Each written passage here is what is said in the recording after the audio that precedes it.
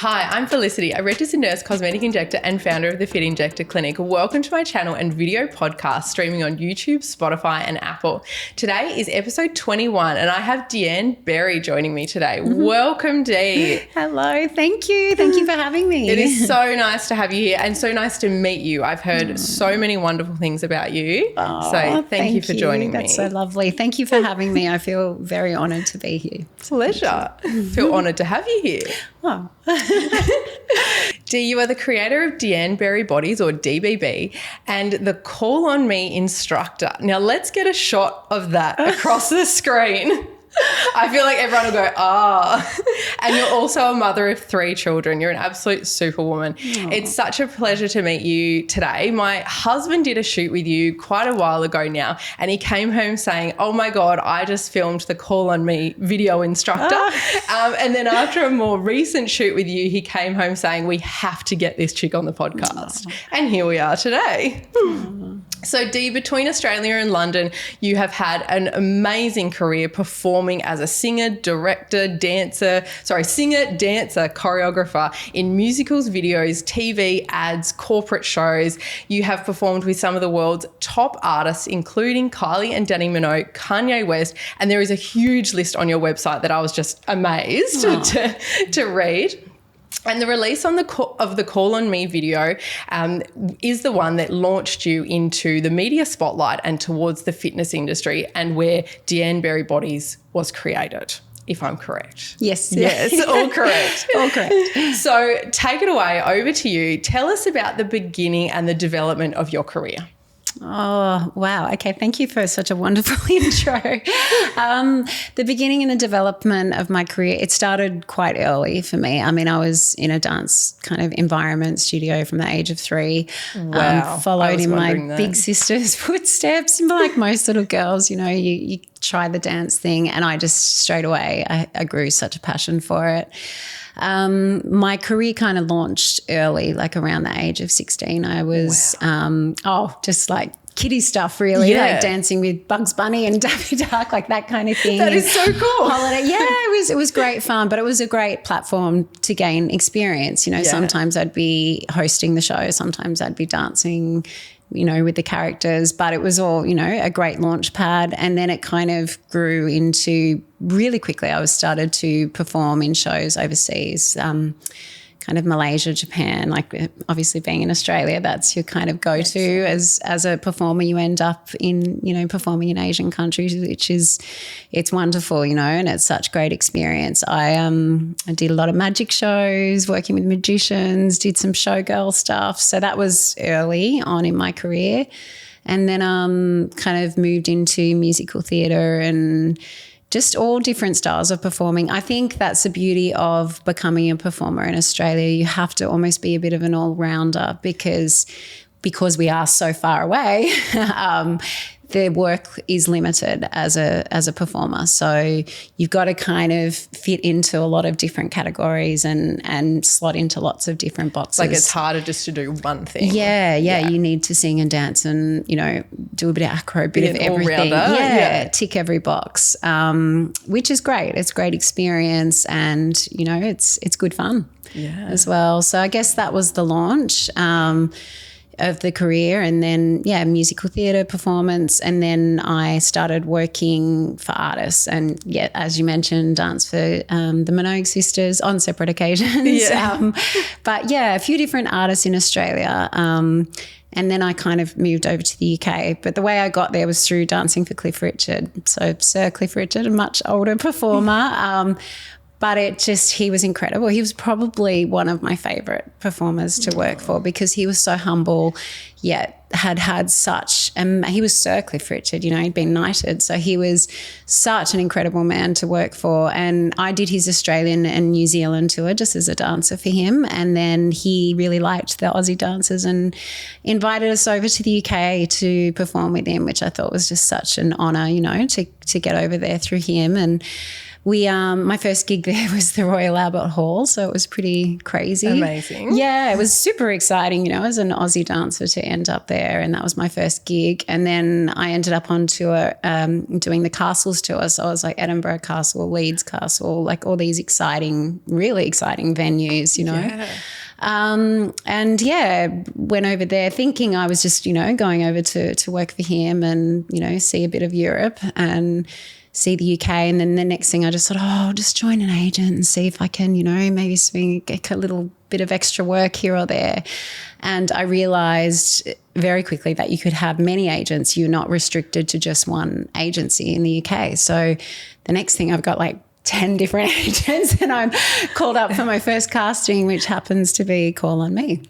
Oh, and wow. I go into this casting and they're like, okay, can you just pretend to be in an aerobics room? So I'm like, sure. Yes, we do that.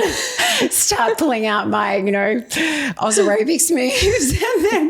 And then they're like, right, okay, you kind of hold me back. Now can you pretend to be the instructor of the class? And I'm like, sure. So I start, you know, putting on my instructor vibe, and next thing I land the job and go along to the shoot day. And it's for Ministry of Sound, obviously. So it's a pretty big shoot.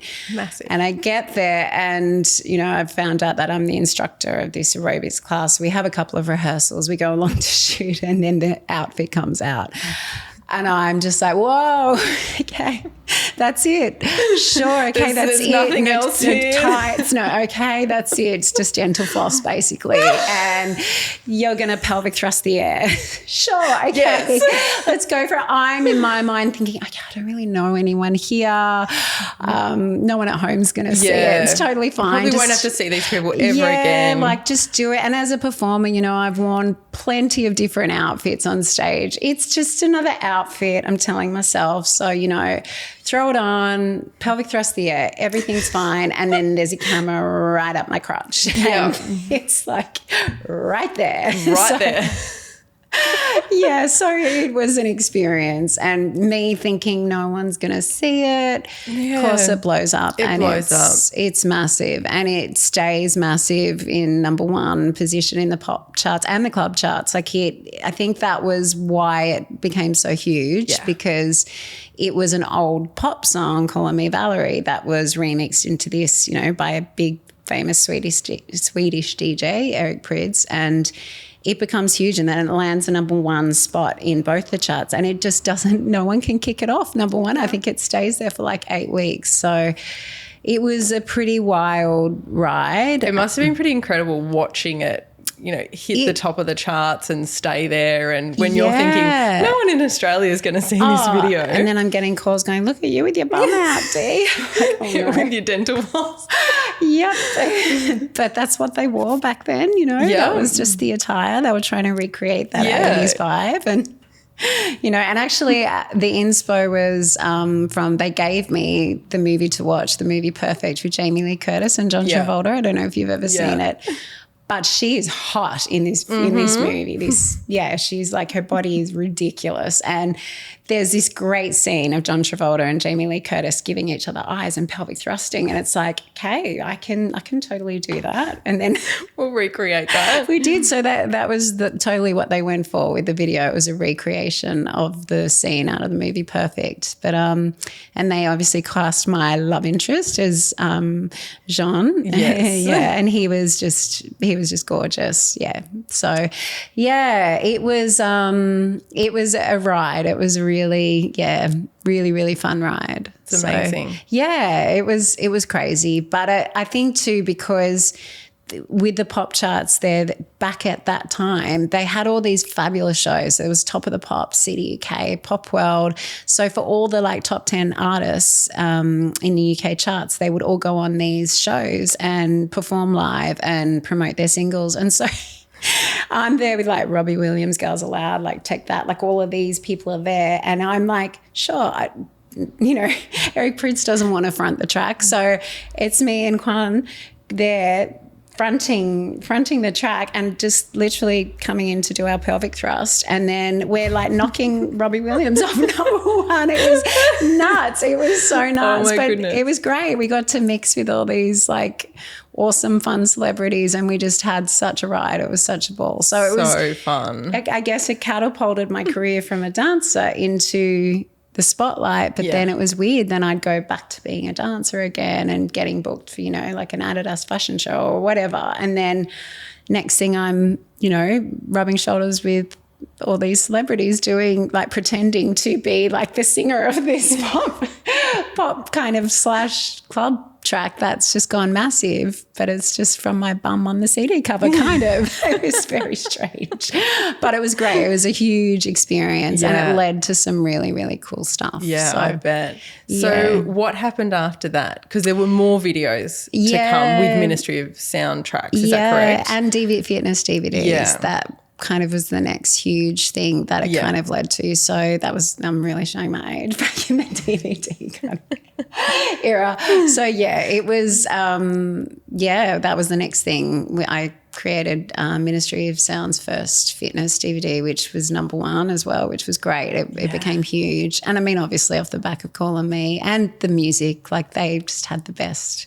I mean, to me as well, that was still the era of the best club music. It's still, like, even now when I'm teaching live and I play kind of those kind of tracks, if I throw them into class, everyone lights up. They're the best tracks. It was like just everyone knows them, loves them. They really made their mark, around that time, and they're real iconic videos and iconic tracks. So the fitness DVD thing was big. I then kind of jumped ships and started working with Universal Pictures and released a few fitness DVDs for them as well. And then presenting, I guess, I landed a spot on GMTV, which is like Good Morning Telly in Britain, and I'd wake up Britain with a workout every morning. So focus on like their bingo wings or whatever. Like I'd get the script and be like, great, okay, it was good fun. So That's it was so cool. Yeah, it led to a lot of fun things over there in a fitness column and in a magazine. It was all that kind of time in that era. Yeah. So there was. And how long did you spend in the UK before coming back to Australia? So I was there for just under 9 years in the end. I did. Yeah, it was good fun.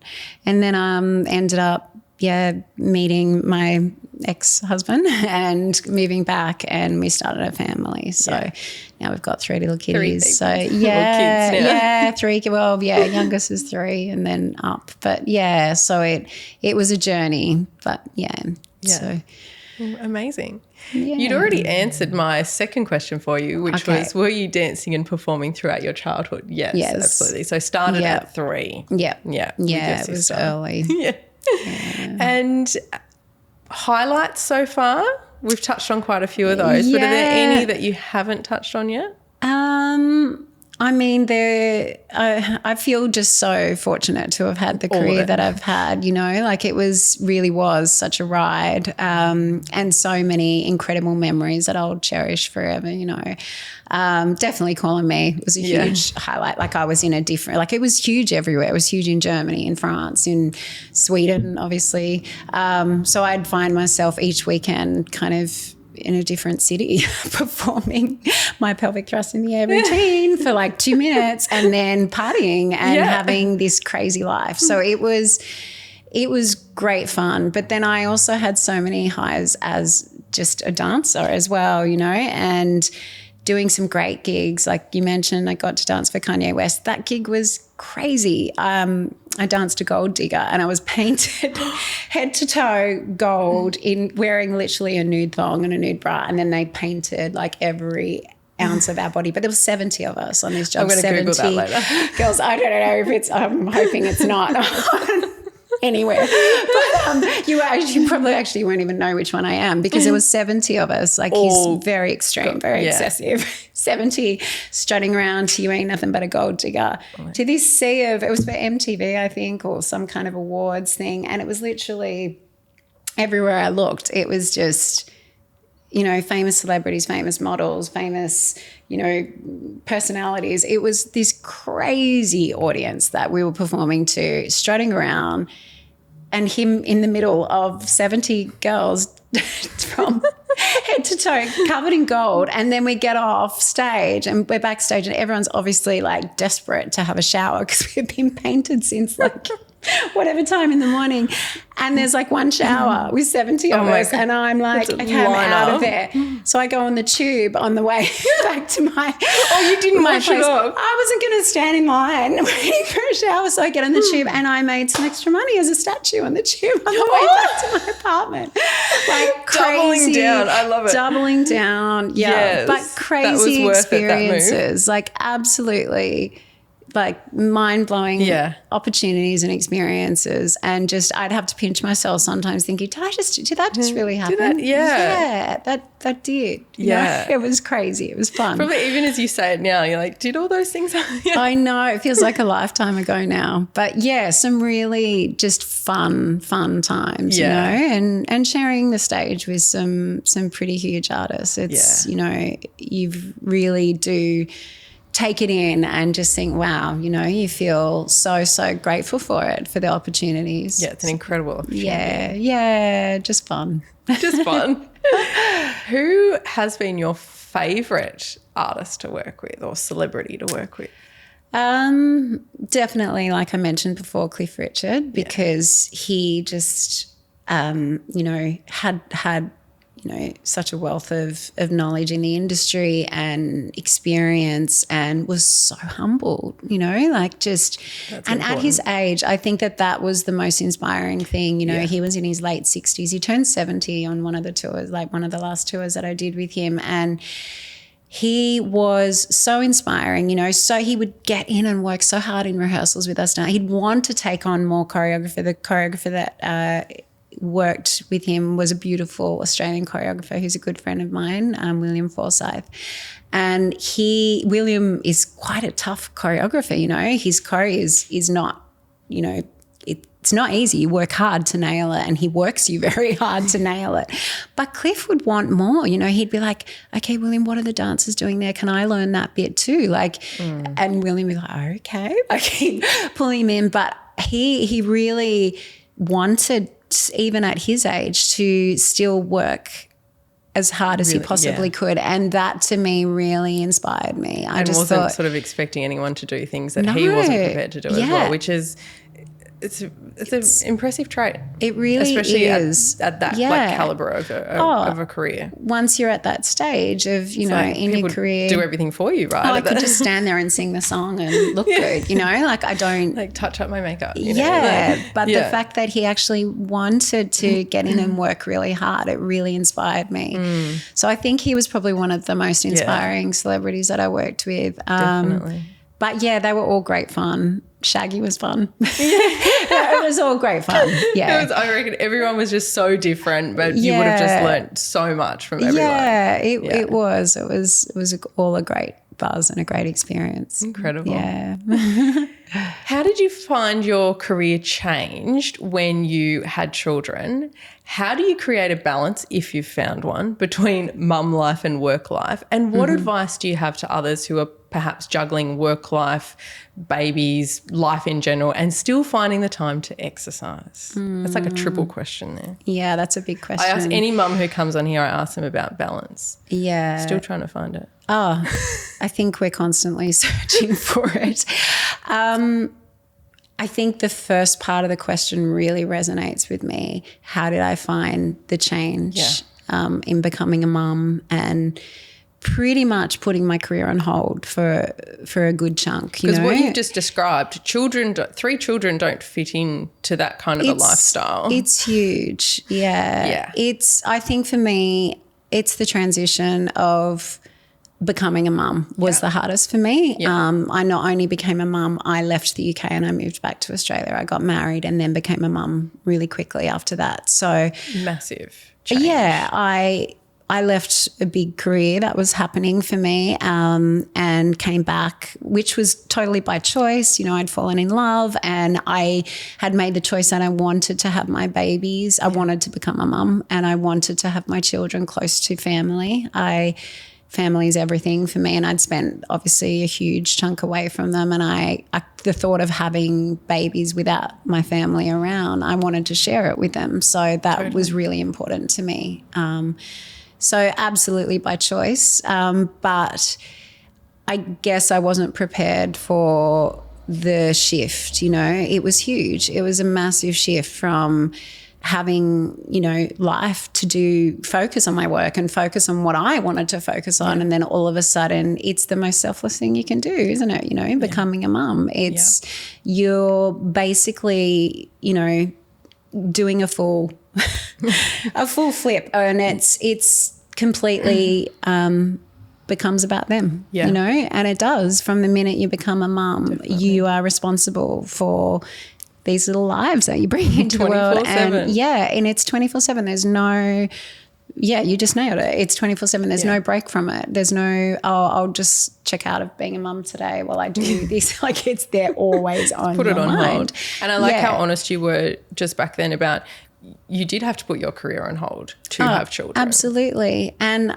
I will admit I felt a little depressed in the beginning. Identity crisis. Yeah, absolutely. I think everyone experiences that. Yeah, I didn't have postnatal depression, but I think the depression for me almost hit before I even became a mum. It was the reality of giving up my life over there and kind of moving back and and because even that, everything was so different. It just was moving huge. back. I missed my friends. I missed my life. So that was huge in itself. But then becoming a mum, I think too, what a lot of women don't realise prior to becoming a mum is that being a mum can be quite isolating.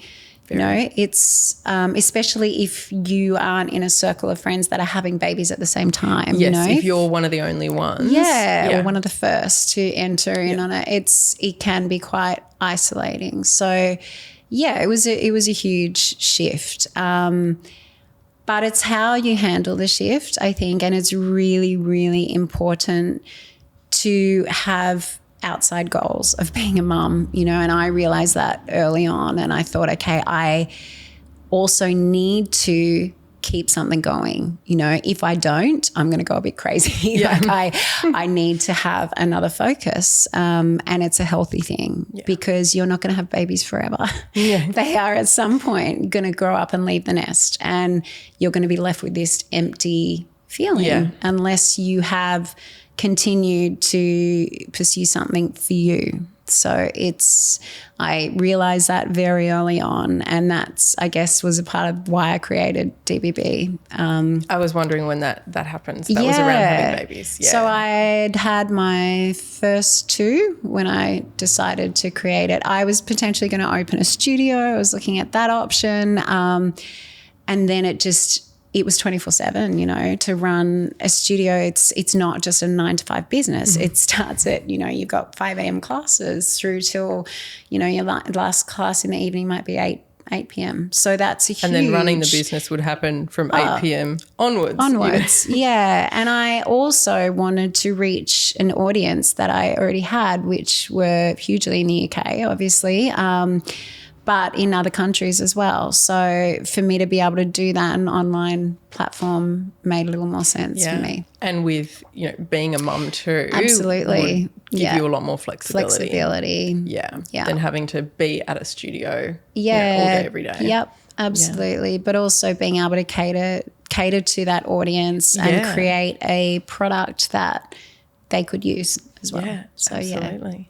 Yeah. And so tell us about then how you started your online platform. Okay. Was that part of the question? It probably was, and I've forgotten. Sorry. So launching the online platform, it's funny, everyone said, was it a COVID business? It wasn't a COVID business. I actually already had it in place before COVID, and it had prompted me to create the business because of my shift and becoming a mum and finding it difficult, obviously, to get to a gym, to be able to train, and finding time in my day where I could implement training in between being a busy mama. So having workouts that you could do at home just made sense. You could squeeze them in early in the morning or while Bubby's having a nap, or, even in the evening after you put the kids to bed, you could put on a stretch session or do something like that. And so I really wanted to be able to offer that to women that were, in particular in my kind of situation, with little kids at home, or were just really busy, working. Really time poor. Really time poor. So Yeah, so that was the inspo for DBB. And also, I think I missed dancing so much, I missed performing a lot. But dancing, like, it's just the best for the soul. Like, even if you're not a professional dancer, like, we all went through our years where we'd go out clubbing and just dancing and let off steam and leave all your inhibitions behind and just be like, woo, on the dance floor.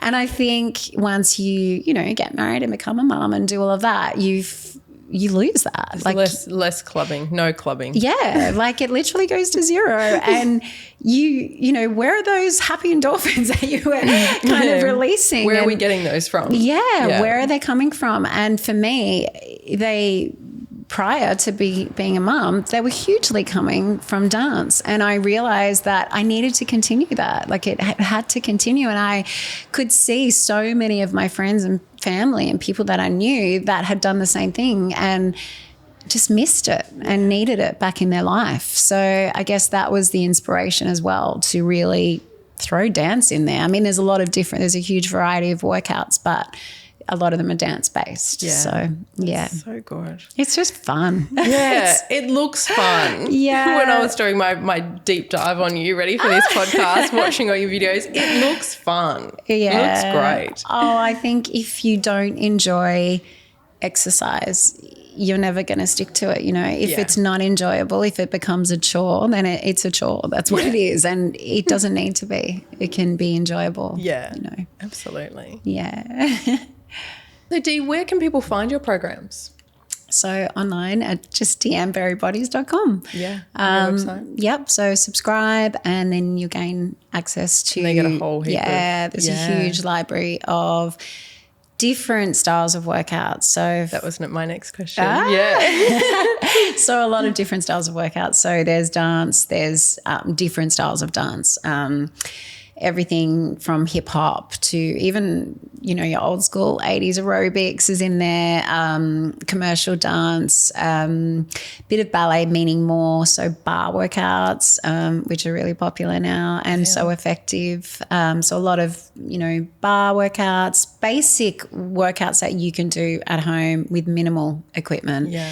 And is it lycra optional, like leotards optional? Totally, whatever Pull them out if you've got them. Yes, and that's the beauty of the workouts too. It's there's so much on there. So whatever you're in the mood for, basically, you're going to find something, there's some boxing, there's some, there's a bit of everything. There's a hip hop. So there's tutorial. A huge database and people can just pick and choose what they're in the mood for. pick and choose. And also, they can go by a time frame, what, how much time they have. So they're all different lengths. So, yeah. Yeah. So if Bub's having a quick nap or a long nap, you can. Yeah, throw on a 20-minute workout. Yeah. So good. Yeah. Now, tell us about the benefits of working out from home and the importance of choosing a workout format or style that you enjoy.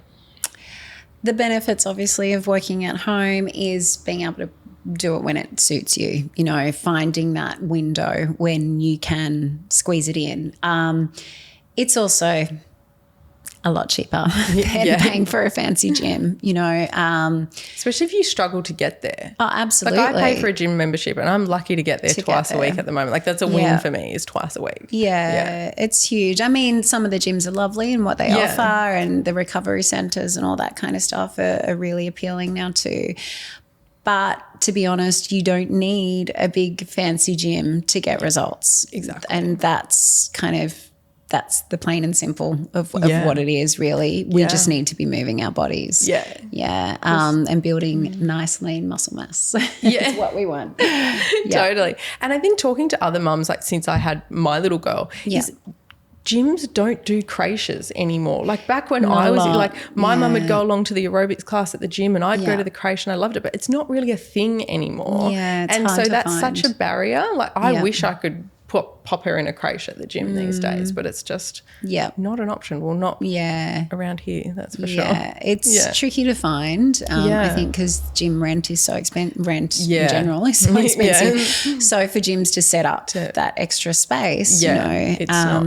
Yeah. And now that all the recovery stuff is becoming so popular, people would prefer to put in an infrared sauna or, if they've got an extra room in their space. Totally. So that is a huge thing, that is a massive massive benefit of being able to work out at home. Yeah. Sometimes people feel self-conscious as well about being in that gym environment. So being able to, especially postpartum, work out in the privacy. Work out in the privacy of your own home. As you did before. Yeah. Even it's if a you huge one. get that confidence back. And I find especially with dance, some people feel a bit, a bit silly. Self-conscious, and it's awkward. Yeah, and it really isn't about nailing the choreography, It's just, like you said, it's moving dance your body. Fitness, and we just want to get your heart rate up. We want you to enjoy it, have fun. But it challenges so much within the body, it's mental challenge of learning the steps and the choreography. It's so important to challenge your body and mind, so it has so many benefits. So many. Yeah. Mm-hmm. Now, I love talking about aging and age prevention, especially in my line of work, as you've probably guessed. Absolutely. So why is it even more important to continue a good exercise routine as you age? Perfect question. As we age, it is absolutely vital to keep our body moving. Yeah. Keeping mobility through the body is essential, to anti-aging. Basically, it from the minute we're born, what is that correct in me saying? We start to age while we're in the womb. We start growing, and it doesn't stop. No one gets the luxury of pressing pause on it or the stop button. So I guess with movement, what we need to look at is later on in life. Now I think there's 33 chronic diseases that you can get later on in life, and these are chronic illnesses. I'm talking heart disease, stroke, Alzheimer's, dementia, there's a huge big list of them. And they generally will set on later on in life. And how common do you hear, my grandma had a fall and broke her hip, in her late 70s or mid 70s or whatever it is. That generally will happen around that age, and then it leads to death. And I mean, I'm being really blatant. No, it does. It does. So the minute, someone takes a tumble, they broke a hip, their body's immobilized. It then leads to these other illnesses. And to be able to prevent that from happening, we just need to move our bodies, and we need to stay strong. So we need flexibility, we need mobility, we need balance. Balance is such an important key to staying healthy, and it's such a simple one to train. Dance is probably one of the best ways to train your balance, but there's other things you can do at home as well, like standing and doing the washing up and just standing on one leg. Testing your balance. I mean, if you're going to fall, you're going to grab the sink, aren't you? Like, you're not going to fall over. Brushing your teeth every morning. Just stand and test your balance. Yeah. It's simple things like that we can do and implement them into our everyday routine. And those things can help set us up for later on in life. Yeah. So we never want to stop moving. We never want to stop training our bodies. We want to optimize our quality of life at whatever age we are at. Absolutely. And we totally can. So, and you know that more than anyone. I think that's the biggest answer to it, optimizing your quality of life at whatever age you are at in life. Yep. So it's never too late to start exercising. It's never too late to start, looking after yourself and putting in place some really, really quality kind of life choices that are going to continue to give you a better quality of life. Yeah. And I think by moving and keeping the body active long term is absolutely essential in the anti-aging process. Yeah. Yeah. So we'll see you dancing your way into you. I'm going to be one of those women, in my 70s, 80s, still in a thong, pelvic thrusting the air. Going for it, that light. Just that light. I don't know. Okay, Dee. So let's talk about your current projects. We've got Deanne Berry Bodies bringing sexy back with multiple Ks, workshop. Yes, we are bringing it back to all the mamas that have lost that, you know, and like we spoke about before, lost that kind of opportunity to have a dance and maybe to throw on some lycra and, you know, an outfit and have a bit of fun. So that is what bringing sexy back is all about. The different themes, of course, Call on Me is a very popular one. The 80s theme is a very popular bringing sexy back theme.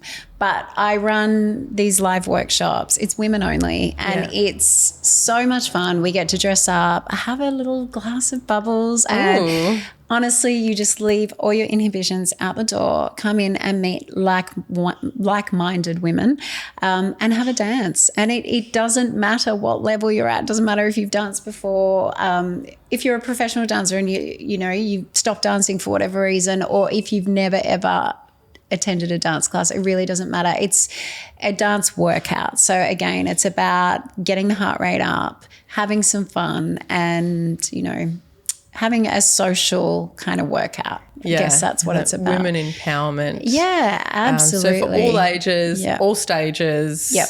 Yeah. Yeah, just coming together. Get engaged. Yeah. And I've got here dress code lycra, and that you'll be dancing through the best of the 80s, 90s and early 2000s. Yes, that's a popular one. But I do get a lot of requests for other things as well. Yeah. So, yeah. And so you're running these quite regularly around Sydney. Yep. Around Sydney. And then people who are interested can go to your website to get tickets to the event. Yep. Yeah, amazing. Yeah. And do you find people sort of come like individual? Do they maybe bring, you know, sisters, mums, friends? Yeah, come we in get groups? a lot of hen parties.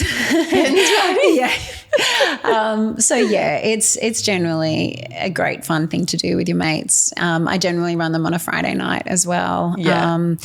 But, you know, you can come solo, you know, and meet people. It's a really lovely thing to do if you don't have a lot of friends in the area and you want to come in and meet some like-minded women. Yeah. I think team bonding experience. Yeah. My girls wanting to go. Yeah, why not? Don't they say those that sweat together stay together?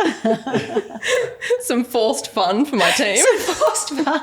It won't be forced. Once they're there and they've had a glass of bubbles, they'll be happy to be there. Well, maybe I should get us some tickets. Yes, sounds great. Come along, come and have a boogie. It's good fun. Honestly, and you get very sweaty. Yeah. So as I said, you can go to your website, but we'll also put links into the episode so people can find that really easily if they're interested in getting involved. Oh, fantastic. That sounds excellent. Yeah. Thank you so much for tuning in to episode 21 of this video podcast series. You can find us on YouTube, Spotify and Apple. A huge thank you to Dee for joining me today. Oh, thank you so much. Nice to talk to you. We've had such an amazing insight into your life and all the incredible things that you've done. Crazy pelvic thrusting. Thank you very much for having me. Thank you so much. It was really lovely to be here. It was great. Thanks. Thank you. Bye. Bye.